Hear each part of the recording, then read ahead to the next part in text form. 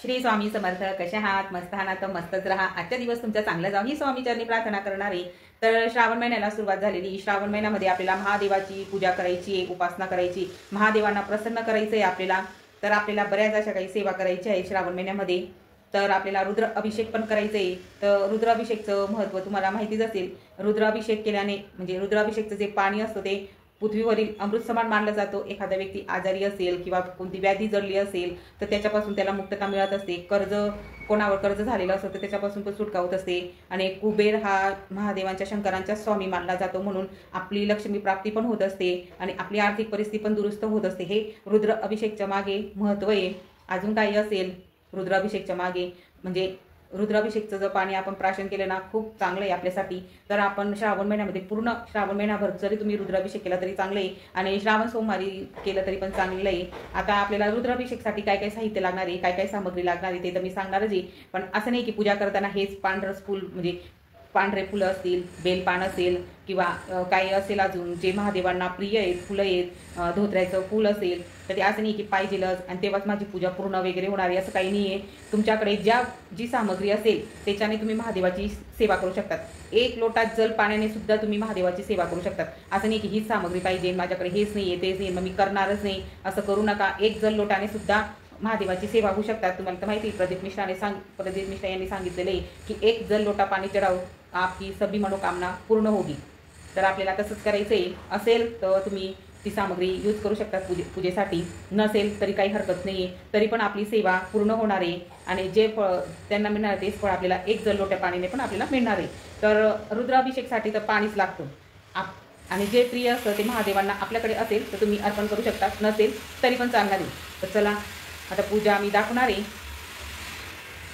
देवघरातली माझी पूजा वगैरे झालेली आहे, पण आता म्हटलं चला महादेवांची पूजा करूया.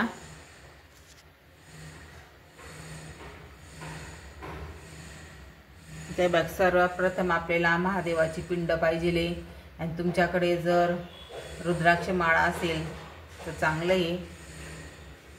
तर आपल्याला अभिषेक करण्यासाठी बघा पांढरे फुलं महादेवांना प्रिय आहेत, बेलपत्र तुमच्याकडे 1 असेल, 108 असेल तर चांगलं आहे. पंचामृत घेतलेले अभिषेकसाठी, हळदी कुंकू, दिवा घेतलेला आहे. फळं घ्यायचे तुमच्याकडे जे फळं असतील, अजून धोत्र्याची फुलं असतील, तुम्ही कापसाची वस्त्र महादेवांना अर्पण करू शकतात. भस्म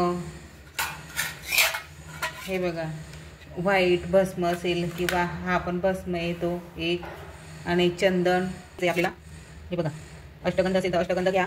भस्म व्हाईट पण येतो आणि गंगाजल तुमच्याकडे ह्या वस्तू नसतील, फक्त 1 लोटा जल पाणी असेल तरी पण चालणार आहे तुम्हाला अभिषेक करण्यासाठी. एवढ्या वस्तू आपल्याला लागणार आहेत. आणि तुम्ही जर स्वामी सेवेकरी असणार तर तुमच्याकडे नित्यसेवेचं पुस्तक पाहिजे. याच्यात रुद्राभिषेकचे सर्व दिलेले आहे. ज्या काही मी सेवा सांगणार आहे त्या नित्यसेवेच्या पुस्तकात आहेत, स्तोत्र मंत्र. हे साहित्य आपल्याला घ्यायचं आहे. आता हे साहित्य आपण बाजूला ठेवू आणि आता आपल्याला अशी तमान लागणार आहे. महादेवांचा अभिषेक करून घेणार आहोत पहिले आपण. तरी रुद्राभिषेकसाठी आपण वापरणार आहोत. आता फक्त आपण अभिषेक करून घेऊ.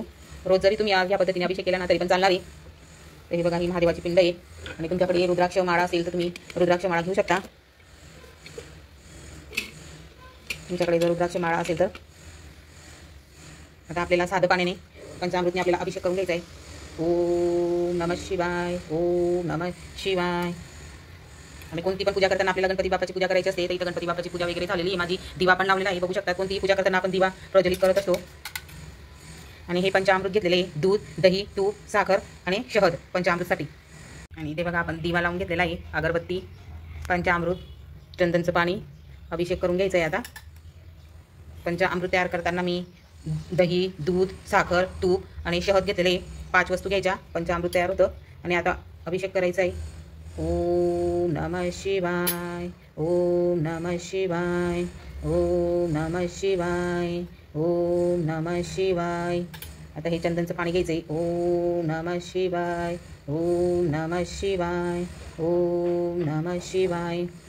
आणि आता साध्या पाण्याने आपल्याला ओम नमः शिवाय या पद्धतीने आता आपला अभिषेक झालेला आहे. आता कापड घ्यायचं आहे स्वच्छ आणि पुसून घ्यायचं आहे आपल्याला. बघा आता स्वच्छ धुवून घ्यायची आहे पिंडला आणि आता साईडला ठेवायची. हे तुमच्याकडे गळती असेल तर गळती घ्यायची, नाही तर चमचीने पण रुद्राभिषेक केला तरी पण चालणार आहे. आणि सोमवारी पण या पद्धतीने तुम्ही पूजा करू शकता. बघा या पद्धतीने बेलपानावर महादेवाची पिंड ठेवायची आणि गळती आणि शुद्ध जल घ्यायचं आहे आपल्याला. शुद्ध जलनेच आपल्याला अभिषेक करायचा आहे महादेवांचा. आणि आता आपल्याला कोणती सेवा करायची आहे? स्वामी स्तवन बोलायचं आहे. स्वामी स्तवन एक वेळा, श्री स्वामी स्तवन एक वेळा, श्री स्वामी समर्थ मंत्र एक माळ, गायत्री मंत्र 24 वेळा, महामृत्युंजय मंत्र एक माळ किंवा 11 वेळा तुम्ही करू शकता.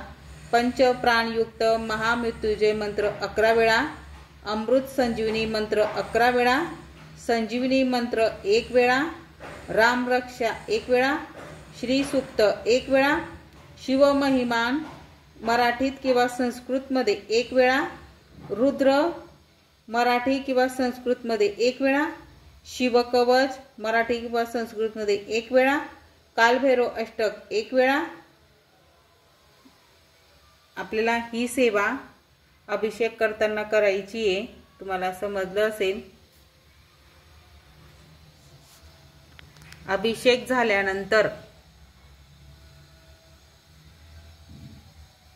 आता पूर्ण सेवा झाल्यानंतर आपल्याला हे जर पाणी ना रोज तुम्हाला करायचं असेल ही सेवा तर तुम्ही करू शकतात. आणि आपल्या घरामध्ये एखादी आजारी व्यक्ती असेल किंवा व्यसन, एखाद्या व्यक्तीला व्यसन असेल किंवा म्हणजे काही बाधा असेल, करणी बाधा असेल, खूप अशक्त असेल, मानसिक त्रास असेल तर त्याला हे पाणी प्राशन द्यायचे. आणि रोज श्रावण महिन्यामध्ये पूर्ण श्रावण महिनाभर आपल्याला असा अभिषेक करायचा आहे तर तो व्यक्ती बरा होऊ शकतो. आर्थिक प्राप्तीसाठी, लक्ष्मी प्राप्तीसाठी पण चांगलं आहे. आपल्या कुटुंबातील व्यक्ती असेल त्यांना हे द्यायचं आहे. तुम्ही आंघोळीच्या पाण्यात पण हे पाणी टाकू शकतात अभिषेक केलेलं. आणि प्राशन पण करू शकतात. थोडं थोडं आपण प्यायचं पण आहे घरातील व्यक्तींनी. हे पाणी अमृत समान हे पाणी आहे. आपण याच्यावर सेवा केलेली आहे महादेवांची. आता अभिषेक झाल्यानंतर आपल्याला काय करायचं आहे तर ते सांगणार आहे मी. बघू शकता माझ्याकडे बेलाचं झाड पण आहे. तर आपली बेलाची झाडाची पण सेवा होऊन जाईल. रोज तुपाचा दिवा लावायचा आहे श्रावण महिन्यामध्ये. धूप दीप अगरबत्ती दाखवायचं आहे. तर श्रावण सोमवार पहिला श्रावण सोमवारी आपल्याला अशी पूजा करायची. रोज पण तुम्ही करू शकतात. आणि महादेवाची पिंड तुमच्याकडे जी असेल, मातीची असेल, चांदीची असेल, पंचधातूची असेल, कोणती तुम्ही महादेवाची पिंड घेऊ शकता. आणि अभिषेक झाल्यानंतर ह्या पद्धतीने आपल्याला चंदन असेल, ओम नमः शिवाय, ओम नमः शिवाय, ओम नमः शिवाय, ओम नमः शिवाय 3 बोटाने आपल्याला भस्म लावायचं आहे. ब्रह्मा विष्णू महेश, ओम नमः शिवाय, ओम नमः शिवाय, ओम नमः शिवाय. आणि पहिला श्रावण सोमवारी मूठ तांदूळाची आहे तर आपल्याला या पद्धतीने मूठ सोडायची आहे.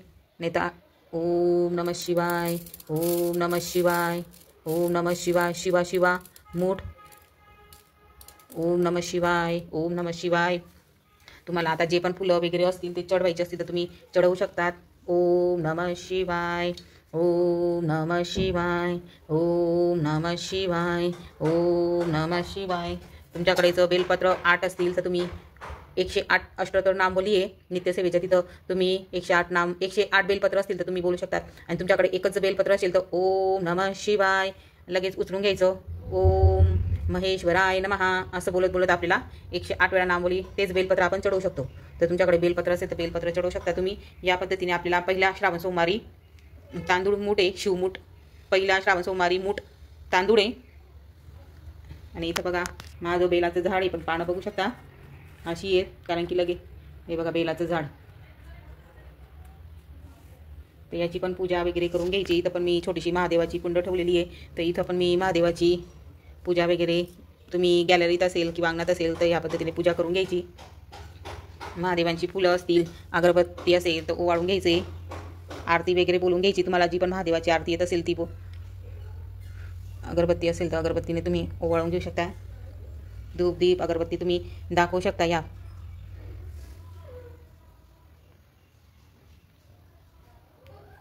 श्रावण महिन्यामध्ये तुपाचा दिवा लावल्याने म्हणजे बेलाच्या झाडात तुपाचा दिवाने खूप चांगलं असतं.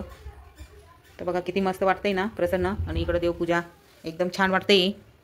आपल्याकडून जशी जेवढी साधी सिंपल पूजा होत असेल ना तेवढं करण्याचा प्रयत्न करायचा. आपल्याकडे जे पण असतील फुलं वगैरे, फक्त महादेवांना लाल फुल चढवायचं नाही, पांढरे फुलं असतील तर चांगले आहे.